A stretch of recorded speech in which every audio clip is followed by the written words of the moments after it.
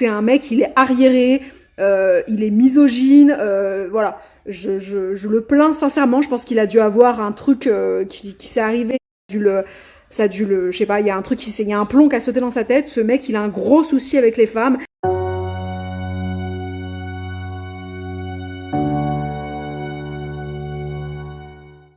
Alors, je reçois énormément de messages ou même des commentaires de gens qui me disent d'intervenir, de prendre la parole sur l'histoire là du boycott des anges, parce que moi-même dans mon aventure, j'avais eu affaire à des candidats qui s'en étaient pris à moi, etc.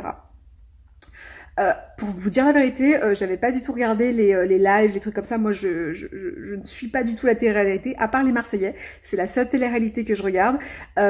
Mais je ne regarde pas du tout la télé-réalité, donc encore moins les anges, parce que je trouve effectivement que cette télé-réalité, elle est anxiogène. Moi, voir les gens front contre front à se dire des insultes, c'est pas du tout le programme que j'adore. Donc, c'est pas du tout des programmes que je regarde. Surtout pour l'avoir vécu, c'est pas des bons souvenirs. Donc voilà, malgré tout, je regrette pas de l'avoir fait. Mais j'ai entendu un petit peu ce qui se disait, et faut savoir que moi, de mon expérience, j'ai pas eu le sentiment. Et moi, en fait, pour être tout à fait franche avec vous, j'ai pas eu le sentiment que la prod avait fait un casting en se disant bon, on va caster des gens qui sont forts en télé, qui ont déjà fait des années de télévision, et on va prendre la petite Nelly qui a juste fait la Belle et ses Princes, et ils vont forcément tous se mettre contre elle. J'ai pas eu ce sentiment-là du tout. Au contraire, parce que moi, après La Belle et ses Princes, j'avais une image hyper méchante, de fille méchante, agressive, avec un fort caractère, donc jamais ils auraient pu penser que ça se passait comme ça. Ça se serait passé comme ça.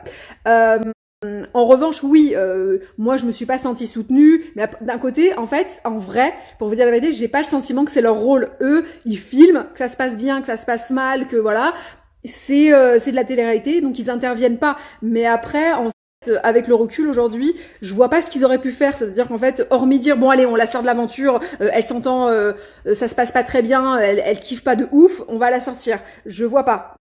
Donc en clair, je rejette pas la faute sur la prod. Je pense qu'effectivement, je vois même pas ce qu'elle aurait pu faire, hormis me sortir du tournage en me disant bon, elle s'entend pas, elle vit un mauvais moment, etc. Donc on va la faire rentrer chez elle.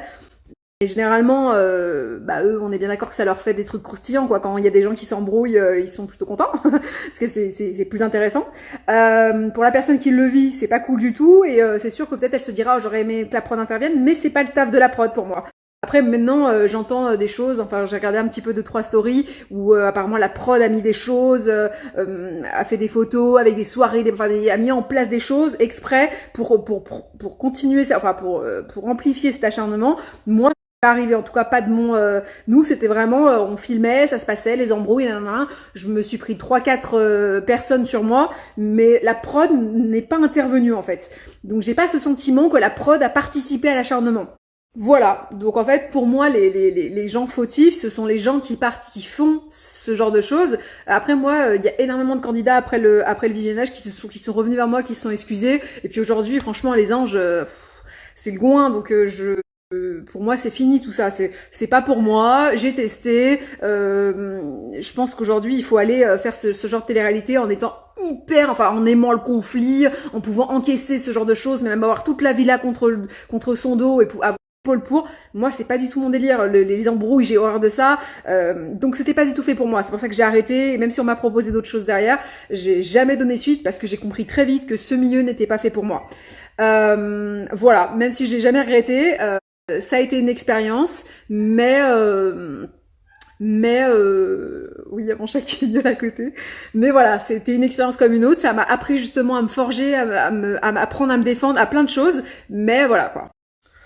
Voilà, je pense que j'ai dit tout ce que j'avais à dire. Donc arrêtez de m'envoyer des messages en me disant si tu peux intervenir sur le boycott des anges, sur machin, ce genre de choses. Voilà mon point de vue, même si je pense qu'il va pas plaire à tout le monde. Je sais que évidemment, attention, je suis contre le harcèlement, je suis contre tout ça. Je pense qu'aujourd'hui, effectivement, si la prod fait ce genre de choses dans les tournages actuels, c'est carrément, il faut absolument le dire et manifester ce genre de choses. Enfin, c'est absolument intolérable. Moi, je l'ai pas ressenti. En tout cas, j'ai pas ressenti que la prod participait à l'acharnement, participait à mettre à jeter les candidats contre moi ou quoi que ce soit. Je l'ai pas senti. J'ai senti vraiment que c'était des candidats qui avaient formé un petit groupe et qui, du coup, j'étais un peu une proie facile puisque un peu toute seule et un peu nouvelle en télé et voilà quoi. Ils voulaient pas s'en prendre aux anges anonymes parce que sinon ils seraient passés pour les méchants. Donc il y avait un peu que moi qui avait déjà un peu de télé, qui avait quand même un peu de caractère, donc c'était plus facile. Voilà. Mais en clair pour moi, en résumé à ces multiples stories, c'était plus les humains qui avaient tout.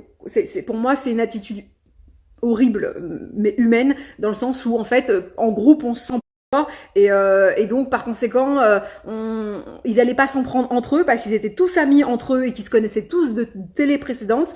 Donc j'étais un peu malheureusement la proie facile et malheureusement l'humain est comme ça, c'est-à-dire qu'on se sent fort en groupe donc on s'en prend à quelqu'un qui est plus faible et sur le coup évidemment attention c'est du harcèlement, on est bien d'accord, mais la prod n'a pas participé pour moi. Enfin je veux dire vraiment ça a été quelque chose qui malheureusement m'est tombé dessus. Après évidemment ils vous ont montré que ça à la télé, il y avait aussi des très bons moments et c'est pour ça aussi si ça avait été que ça, j'aurais pas tenu de moi.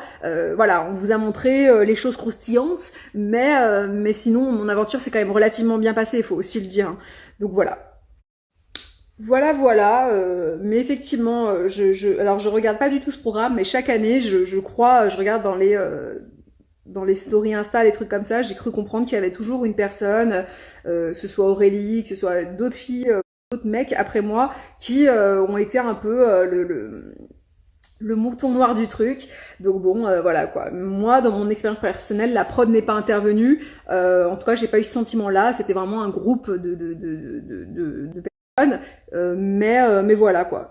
Donc voilà. Mais moi, je regarde pas du tout ce style de programme. Les anges, voilà, c'est tous des programmes pour moi qui sont anxiogènes. J'ai l'impression d'être en bas d'une cité. Les mecs sont front contre front. Anxieux, je vais te niquer ta mère. C'est pas du tout ce qui m'intéresse de regarder la télé. Moi, je préfère à la limite les Marseillais, je les trouve rigolos, même quand ils s'embrouillent, c'est jamais des insultes, c'est jamais, voilà, c'est toujours plutôt sympa, donc voilà. Bah écoutez, je vous souhaite une bonne soirée.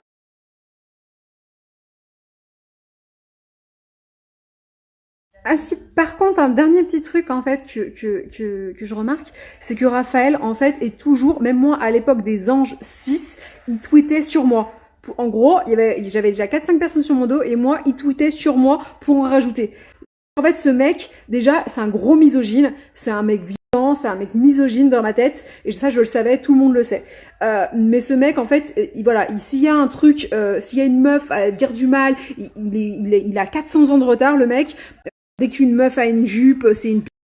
De toute façon, ces meufs-là, là, je supporte pas ces meufs-là. C'est un mec, il est arriéré, il est misogyne, voilà. Je le plains sincèrement. Je pense qu'il a dû avoir un truc qui s'est arrivé. Je sais pas, il y a un truc il y a un plomb qui a sauté dans sa tête. Ce mec, il a un gros souci avec les femmes et on voit qu'il a la haine des femmes et qu'il a un problème avec les femmes. Donc c'est un mec, on sent, il a besoin, il est vicieux avec les femmes. Ça, c'est une certitude. Voilà, ça c'est un truc que je voulais dire. Ça pour moi, les Raphaël, les Julien Guirado, ce délire-là, c'est tous des mecs qui veulent manipuler les femmes, qui veulent avoir une emprise sur elles, qui doivent leur dire comment s'habiller, comment se comporter, sinon voilà. Donc c'est des mecs comme ça qui ont des années de retard, qui pensent qu'une femme doit s'habiller d'une certaine façon, doit se comporter d'une certaine façon. C'est pas du tout. Voilà, moi je plains les copines de ces mecs-là et vraiment je les plains. Vraiment, je les plains. Et voilà. Mais ça m'étonne pas du tout que ce genre de mec fasse du harcèlement, parce que c'est un mec qui pense qu'en fait, il doit dire aux nanas comment elles doivent se comporter, comment elles doivent s'habiller. Donc, ces mecs-là, je les vomis. Fuyez-les. C'est des mecs, mon Dieu. Je plains les femmes qui côtoient ce genre de type. Vraiment, fuyez-les. C'est une dégoûte, ces mecs.